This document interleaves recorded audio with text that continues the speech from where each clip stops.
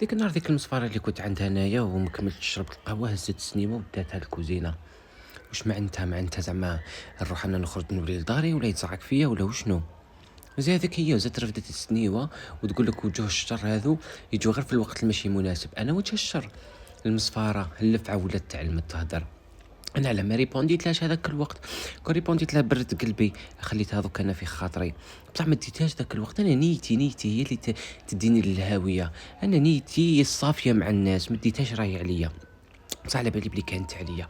غير انا اللي كنت مع ولادها. نولي عندها نسبها ولا نولي نضربها ولا نقول الراجل يشوف في اختو المسمومه البايره الكلبه اللي ما تحشمش المصفارة السم يكطر. يا لطيف السم تسربي لي فيه.